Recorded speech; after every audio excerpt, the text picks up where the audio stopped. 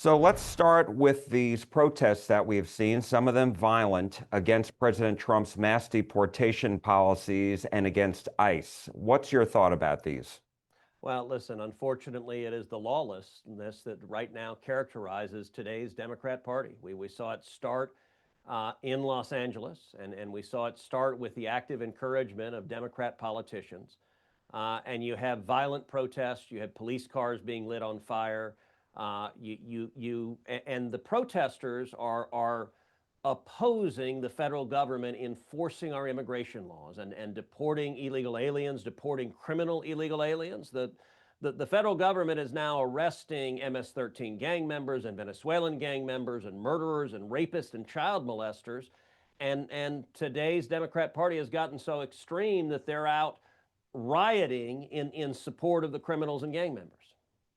We've also seen arrests of people who've been in the U.S. who haven't had any other criminal cases in addition to them coming into the U.S. illegally. And we've seen in Dallas and other uh, immigration courts is the government ending those cases and then those people being arrested right there on the spot. What do you say to that, to some of the people who say this is not right? Listen, immigration laws matter. I've long said when it comes to immigration, my view can be summed up in four words: legal, good; illegal, bad. I think most Texans agree with that. We saw for 4 years under Joe Biden and the Democrats wide open borders. We saw 12 million people come into this country illegally. It was the worst illegal immigration in our nation's history. And we saw Joe Biden and the Democrats releasing murderers, rapists, gang members, and we have seen Texans murdered. We have seen women raped. We have seen children assaulted. We have seen terrorist attacks. All of that has put our families at risk. And I think the election in November, the voters overwhelmingly gave a mandate: we want the border secure. Now, I will say President Trump is delivering on that promise. We've seen illegal border crossings at the southern border drop over 99%. It's an incredible record of success. And when it comes to deportations, it is illegal to be here if you crossed illegally. There's a right way to come to this country. The right way to come to this country is you wait in line, you follow the law, you come legally. America allows more legal immigrants to come in than any country on planet Earth. We allow over 1 million people a year to legally come to this country. That's the right way to do it. That's how my father did it when he came as an immigrant from Cuba. He came on a student visa to go to the University of Texas. That's the right way to do it. And he ultimately became an American citizen. Following the law is the right way to do it. And I will also say this: the Trump administration is prioritizing finding and arresting and deporting violent criminal illegal aliens. Those are obviously the top priority, those who are a significant danger. You know, there are over 13,000 convicted murderers who are illegal aliens who've been released and are free and out in the public.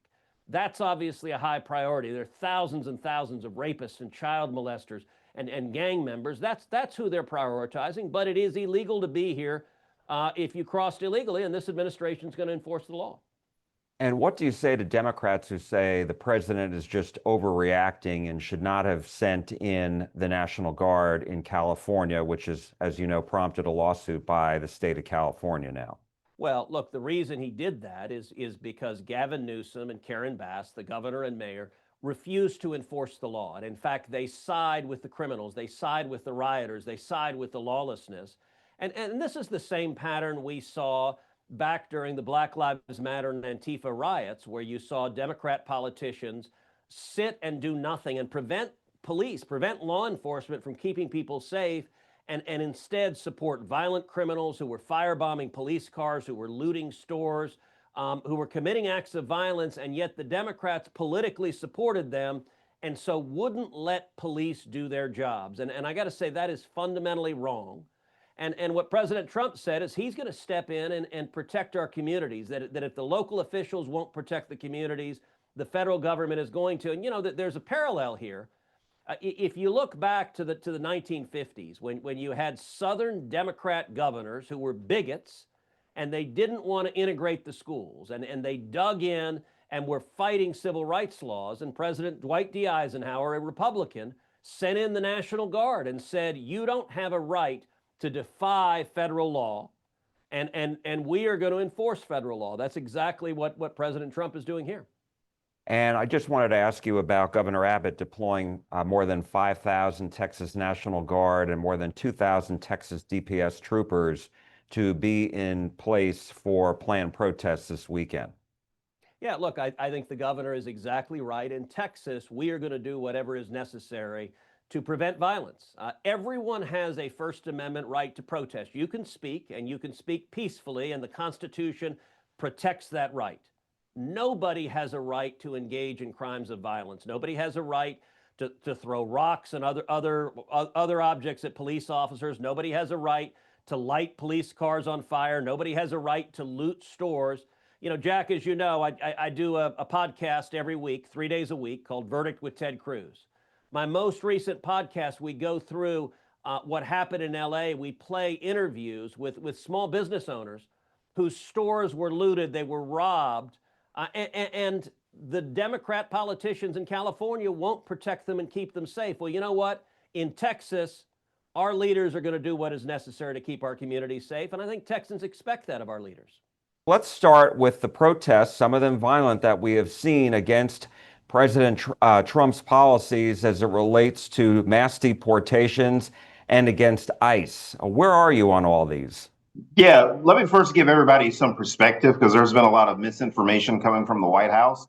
The city of Los Angeles, and I have a lot of relatives that live in Los Angeles, and they have relatives that work in LAPD, LA County Sheriff's Department. The city of Los Angeles is around 500 square miles. What was happening within this very small radius of 1 square mile did not require the intervention of the National Guard, according to the governor and the mayor. And this is the showdown that Trump has been wanting for a long time. He knew that when he was going to do more controversial things that would, like, for instance, wreck our economy with these tariffs, that he needed to have something like immigration that he could go to for backup. And that's what this is all about, is trying to give his base some of the more red meat, some of the more controversial agendas in his presidency around immigration and wokeness and that sort of thing. And it gives him cover for the really catastrophic things that he's doing around our economy, like with these tariffs. And so what do you say to people who may be watching, Republicans who say, sounds like the congressman may be minimizing, some of the videos that we've seen where, there's violence, there's looting, et cetera? Oh, I'm certainly not for any of that. I'm against that. I think that the lunatics that are out there doing that and throwing things at law enforcement vehicles, obviously they need to be arrested. They need to be prosecuted. They don't need to be pardoned like J6ers. They need to be put in jail and held accountable for their recklessness and their lawlessness. So I absolutely do not support that. I also think that, that they didn't need to call in the guard. The last time the guard was called in without the request of a state's sitting governor was during the civil rights movement, when the KKK and racist people were spitting and beating up Black people, throwing bricks at them, like literally putting people's lives in danger. That was the last time that the guard was called up without the request from a sitting governor. And I just don't think that this rises to the times of MLK and John Lewis. I think that that's ridiculous that Trump would do that. But of course, he's doing this to create a showdown. At the same time, I want to remind everybody that one of the terms that Republicans like to use a lot, sanctuary cities. Trump basically admitted to creating sanctuary cities in Truth Social today.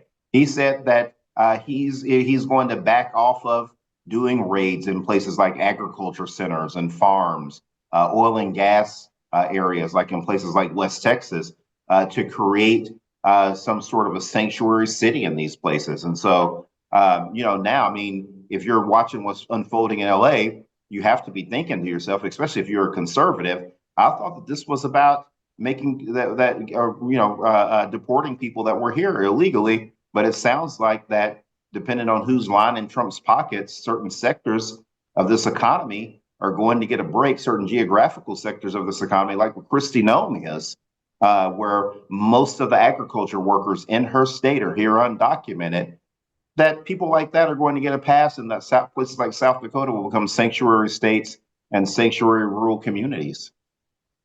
I wanted to ask you about Governor Abbott deploying more than 5,000 Texas National Guard and more than 2,000 Texas DPS troopers to the cities that have these planned protests this weekend here in Texas.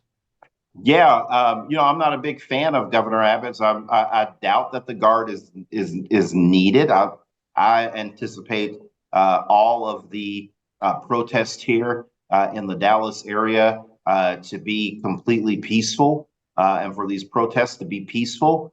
Abbott is probably also thinking that this foolish president that we have will call in the guard for him and nationalize the guard if Abbott doesn't call them in. So, not here to defend Abbott at all, but if you're Greg Abbott and you're sitting in office, you got to be thinking to yourself, man, is this clown going to call in and nationalize the Texas Guard if I don't do it? So it kind of puts Greg Abbott in an interesting situation. But I really wish that the governor would actually stand up to Trump and say, hey, man, what you're doing is wrong. You've gone too far once again, and to put an end of all of this. But Greg Abbott has certainly been one of these people that has sort of fed this monster known as President Donald Trump. And so now he's getting a taste of his own medicine. And so, I think it puts Abbott in a weird situation. But I don't think, my personal opinion is that the protests are going to be peaceful and that the Texas Guard is not needed.